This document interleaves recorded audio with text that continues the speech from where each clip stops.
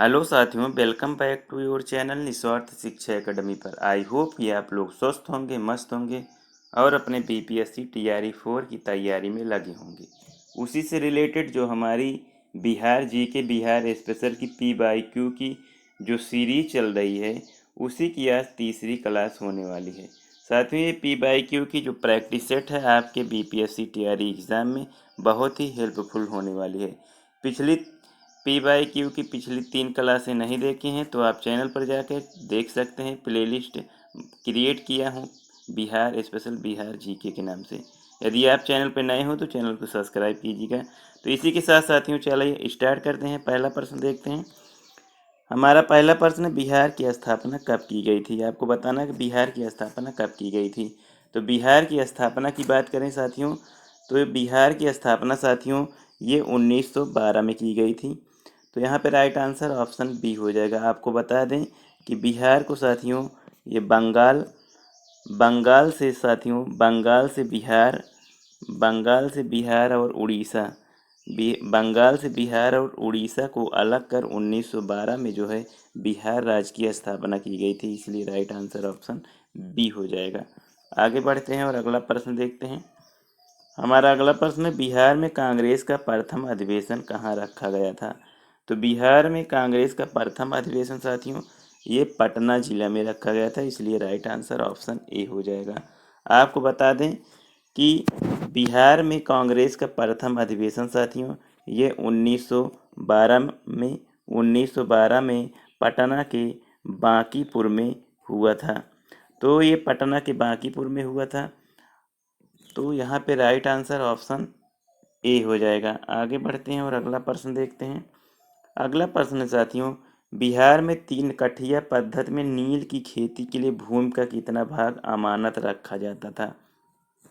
तो साथियों बिहार में 3 कठिया पद्धति जिसे हम नील विद्रोह के नाम से जानते हैं या नील सत्याग्रह या जिसे हम चंपारण सत्याग्रह के नाम से जानते हैं, जिनको जो है महात्मा गांधी को राजकुमार शुक्ला ने लखनऊ अधिवेशन से जो है चंपारण आने के लिए जो है ये आमंत्रण किया था। तो यहाँ पे भूमि का साथियों यहाँ पे 3/20 जो है अमानत किया गया था। इसलिए राइट आंसर ऑप्शन सी हो जाएगा, 3/20।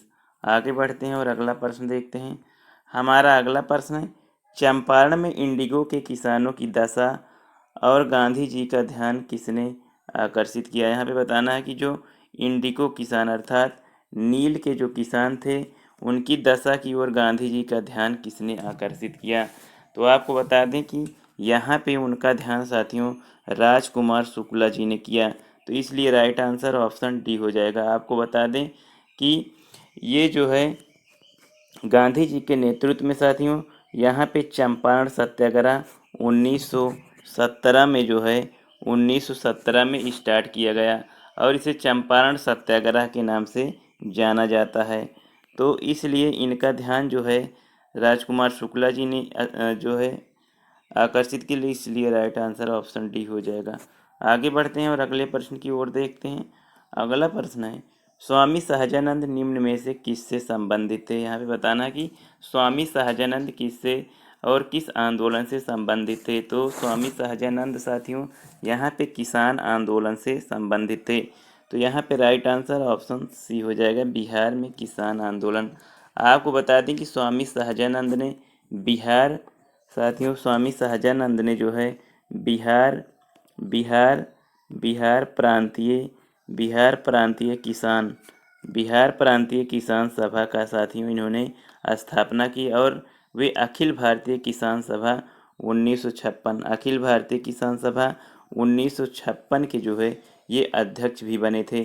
तो इसलिए स्वामी सहजानंद जो है बिहार में किसान आंदोलन से संबंधित है। इसलिए राइट आंसर ऑप्शन सी हो जाएगा। आगे बढ़ते हैं और अगले प्रश्न की ओर देखते हैं। हमारा अगला प्रश्न है, बिहार में 1857 के विद्रोह का नेतृत्व किसने किया था। तो बिहार में 1857 के विद्रोह का नेतृत्व साथियों ये यहाँ जगदीशपुर के कुंवर सिंह ने किया था। इसलिए राइट आंसर ऑप्शन सी हो जाएगा। आपको बता दें कि वीर कुंवर सिंह का जन्म साथियों ये जो है 1777 ईस्वी में बिहार के भोजपुर जिले में हुआ था और इनके गांव का नाम साथियों जगदीशपुर था। तो इसलिए इन्होंने बिहार में 1857 के विद्रोह का नेतृत्व किया। तो यहाँ राइट आंसर ऑप्शन सी हो जाएगा। आगे बढ़ते हैं और अगले प्रश्न की ओर देखते हैं। हमारा अगला प्रश्न है, वर्ष 1632 में बिहार के पटना शहर में कौन सी कंपनी ने अपनी फैक्ट्री स्थापित की। यहाँ पे अगर हम बिहार के पटना शहर में किस कंपनी ने फैक्ट्री स्थापित की, तो यहाँ पे राइट आंसर ऑप्शन बी हो जाएगा। डच ईस्ट इंडिया कंपनी ने यहाँ पे अपनी फैक्ट्री स्थापित की।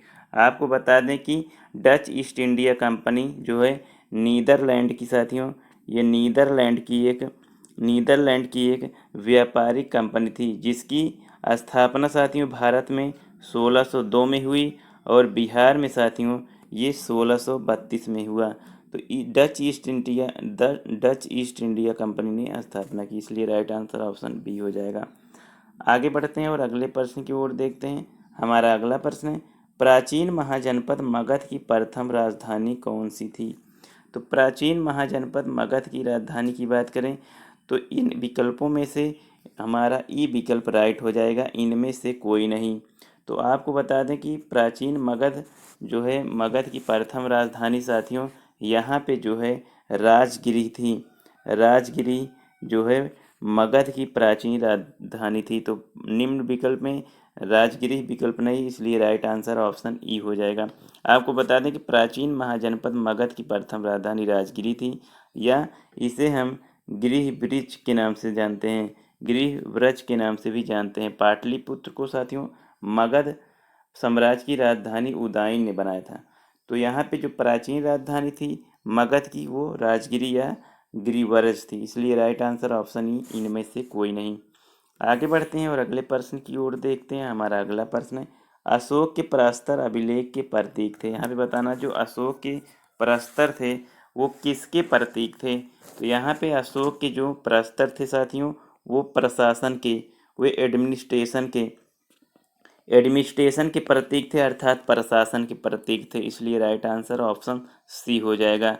आपको बता दें कि दीर्घ शिलालेख के लगभग 14 विभिन्न लेखों एवं समूहों का जो 8 भिन्न भिन्न स्थानों से प्राप्त हुए हैं, इनमें प्रशासनिक एवं धर्म से संबंधित अनेक बातों का उल्लेख मिलता है। तो अशोक के प्रस्तर जो है एडमिनिस्ट्रेशन अर्थात प्रशासन से रिलेटेड है, इसलिए राइट आंसर ऑप्शन सी हो जाएगा। आगे बढ़ते हैं और अगला प्रश्न देखते हैं साथियों। अगला प्रश्न है, पटना युवक संघ की स्थापना हुई थी। यहाँ पे बताना है कि पटना युवक संघ की स्थापना किस सन में हुई थी, और यहाँ पे हम बात करेंगे किसके द्वारा की गई थी। तो पटना युवक संघ की स्थापना साथियों ये 1927 ईस्वी में की थी। आपको बता दें कि पटना युवक संघ की स्थापना साथियों मणिंद्र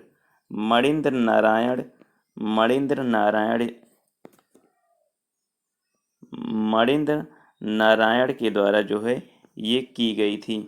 तो यहाँ पे पटना युवक संघ की स्थापना 1927 में की गई और मणिंद्र नारायण के द्वारा की गई, इसलिए राइट आंसर ऑप्शन सी हो जाएगा। आगे बढ़ते हैं और अगले प्रश्न की ओर देखते हैं। हमारा अगला प्रश्न है, बिहार किसानों ने किस आंदोलन में चौकीदारी कर देने से इनकार कर दिया। तो बिहार किसानों ने जो है किस आंदोलन में चौकीदारी कर देने से मना कर दिया। तो साथियों ये इन्होंने जो है सविनय अवज्ञा आंदोलन, ऑप्शन डी, सविनय अवज्ञा आंदोलन के दौरान इन्होंने चौकीदारी कर देने से इनकार कर दिया। तो यहाँ पे राइट आंसर ऑप्शन डी हो जाएगा। आगे बढ़ते हैं और अगले प्रश्न की ओर देखते हैं।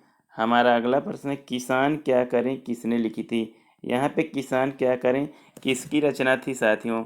तो यहाँ पे हमारा राइट आंसर हो जाएगा ऑप्शन ए। ऑप्शन ए की बात करें तो स्वामी सहजानंद सरस्वती के द्वारा जो है यहाँ पे किसान क्या करें एक रचना लिखी गई थी। आपको बता दें कि स्वामी सहजानंद सरस्वती भारत के एक साथियों राष्ट्रवादी नेता थे, एक किसान नेता थे, और ये एक स्वतंत्रता सेनानी भी थे। ये भारत में किसान आंदोलन के जनक भी माने जाते हैं। इनका जन्म साथियों 1889 में गाजीपुर जिले में हुआ था, जो कि वर्तमान में वर्तमान एवं उत्तर प्रदेश में है। तो यहाँ पे राइट आंसर किसान क्या करे किसकी रचना है, स्वामी सहजानंद, इसलिए राइट आंसर ऑप्शन ए हो जाएगा। आगे बात करते हैं, अगले प्रश्न की ओर देखते हैं। अगला प्रश्न है, भारतीय राष्ट्रीय कांग्रेस की 27वें सम्मेलन की अध्यक्षता किसने की। यहाँ पे बताना कि भारतीय राष्ट्रीय कांग्रेस की जो 27वें अधिवेशन हुआ था उसकी जो है यहाँ पे अध्यक्षता कौन की थी। आपको बता दें कि भारतीय राष्ट्रीय कांग्रेस की जो 27वां अधिवेशन था वो साथियों ये पटना ज़िले के साथियों बांकीपुर में हुआ था, जिसकी अध्यक्षता साथियों RN मधुलकर के द्वारा की गई, इसलिए राइट आंसर ऑप्शन बी हो जाएगा। तो यहाँ पे आपको 27वें सम्मेलन जो कि बिहार के पटना में हुई थी और साथियों ये बिहार का प्रथम अधिवेशन था, जबकि इंडियन नेशनल कांग्रेस का 27वां अधिवेशन था, जिसकी अध्यक्षता RN मधुलकर ने किया था। आगे बढ़ते हैं और अगले प्रश्न की ओर देखते हैं। हमारा अगला प्रश्न, 1922 की भारतीय राष्ट्रीय कांग्रेस के गया अधिवेशन के अध्यक्ष कौन थे। तो 1922 का जो गया अधिवेशन हुआ था उसके अध्यक्ष कौन थे, तो यहाँ चितरंजन दास थे, इसलिए राइट आंसर ऑप्शन ए हो जाएगा, CR दास। आगे बढ़ते हैं और अगले प्रश्न की ओर देखते हैं। हमारा अगला प्रश्न है, भारतीय राष्ट्रीय कांग्रेस के 1916 के लखनऊ अधिवेशन में किसने बिहार के नील उगाने वालों का प्रश्न प्रस्तुत किया।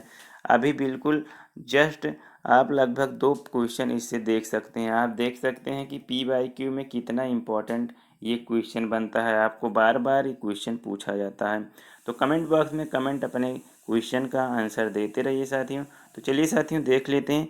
तो यहाँ पे हमारा राइट आंसर हो जाएगा ऑप्शन ए। ऑप्शन ए की बात करें कि राजकुमार शुक्ला जी ने जो है ये लखनऊ अधिवेशन में बिहार के नील उगाने वाले जो है किसानों का प्रश्न प्रस्तुत किया, इसलिए राइट आंसर ऑप्शन ए हो जाएगा। आपको बता दें कि लखनऊ अधिवेशन 1916 में गांधी जी को जो है इन्होंने जो है चंपारण आने का आमंत्रण दिया, तो इसलिए राइट आंसर ऑप्शन ए हो जाएगा। आगे बढ़ते हैं और अपने अंतिम प्रश्न को देखते हैं। हमारा अंतिम प्रश्न साथियों, पाटलिपुत्र में बुलाई गई प्रथम जैन संगीति के अध्यक्ष कौन थे। तो पाटलिपुत्र में बुलाई गई जैन संगीति के जो है अध्यक्ष की बात करें तो ये साथियों स्थूलभद्र थे। आपको बता दें कि स्थूलभद्र ने जो है प्रथम जैन संगीति की अध्यक्षता की थी, जिसका आयोजन साथियों पाटलिपुत्र में किया गया था। साथियों इस जैन धर्म के साथियों 12 अंगों का साथियों यहाँ पे संकलन किया गया। 12 अंगों का संकलन किया गया, किंतु भाद्रबाहु के अनुयायियों ने इसमें भाग नहीं लिया। इसी सभा में साथियों जैन धर्म का विभाजन जो है साथियों श्वेतांबर और दिगंबर में हुआ। इसीलिए यहाँ पे श्वेतांबर और दिगंबर जैन धर्म दो रूप में इसका विभाजन हो गया, एक श्वेतांबर एक दिगंबर। और आपको बता दें कि 2 संप्रदाय यहाँ पे बने, एक श्वेतांबर एक दिगंबर। स्थूलभद्र के अनुयायी श्वेतांबर कहलाए साथियों। स्थूलभद्र के जो अनुयायी थे वो श्वेतांबर कहलवाए और जो भद्रबाहु के अनुयायी थे वो साथियों दिगंबर कहलवाए। श्वेतांबर की बात करें साथियों तो श्वेतांबर जो कि श्वेत अर्थात सफ़ेद वस्त्र धारण करके चलते हैं, और दिगंबर साथियों जो कि दिशा को अपना अंबर मानते हैं, जबकि वो वस्त्र धारण नहीं करते हैं।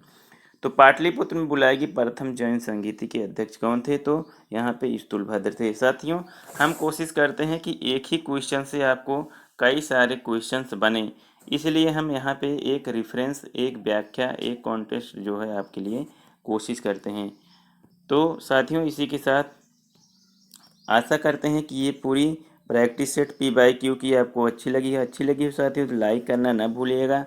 और जो भी आपके साथी तैयारी कर रहे हो BPSC TRE 4 की, उनको ये वीडियो साथियों अवश्य शेयर कीजिए, और चैनल पे नए हो तो चैनल को सब्सक्राइब अवश्य कीजिए, जिससे आपको समय समय पर नोटिफिकेशन मिलता रहे और आप अपने BPSC TRE 4 की तैयारी को एक नई धार दे सकते हैं।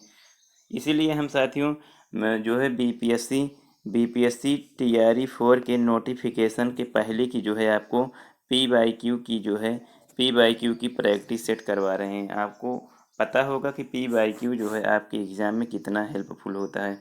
तो इसी के साथ साथियों अलविदा लेता हूँ। थैंक यू साथियों, जय हिंद।